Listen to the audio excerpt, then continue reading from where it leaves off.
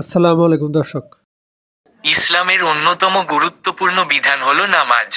অনেকেই জানতে চান, নামাজে হাঁচি দিলে আলহামদুলিল্লাহ বলা যাবে কিনা।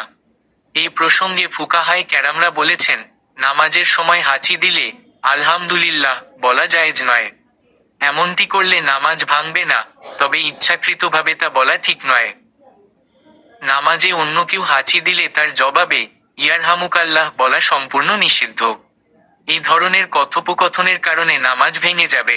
রাসূলুল্লাহ সাল্লাল্লাহু আলাইহি ওয়াসাল্লাম বলেছেন, অর্থ, নামাজে মানুষের কথোপকথনের কোনো স্থান নেই। এটি শুধু তাসবিহ, তাকবীর ও কুরআন তিলাওয়াতের জন্য নির্ধারিত। মুসলিম 537। নামাজ অবস্থায় কাউকে সম্বোধন করে কথা বলা, সালাম দেওয়া বা অন্য কোনো শব্দ উচ্চারণ করা নিষিদ্ধ। এমনকি যদি ভুলবশতও নামাজের মধ্যে শব্দ উচ্চারণ করেন, তবে নামাজ ভেঙে যাবে।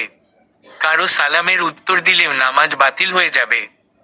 নামাজের বাইরে সাধারণ অবস্থায় হাঁচি দিলে আলহামদুলিল্লাহ বলা মুস্তাহাব। হাদিসে হাঁচির জন্য একটি আদব বর্ণিত হয়েছে। তো রাসূলুল্লাহ সাল্লাল্লাহু আলাইহি ওয়াসাল্লাম বলেছেন, অর্থ, তোমাদের কেউ যখন হাঁচি দেয়, তখন সে যেন আলহামদুলিল্লাহ, অর্থ, সমস্ত প্রশংসা আল্লাহর বলে। তার সঙ্গী যেন উত্তরে বলে ইয়ারহামুকাল্লাহ, অর্থ, আল্লাহ আপনার প্রতি দয়া করুন।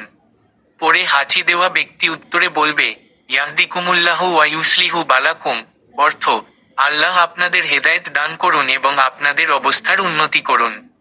বুখারী 6224।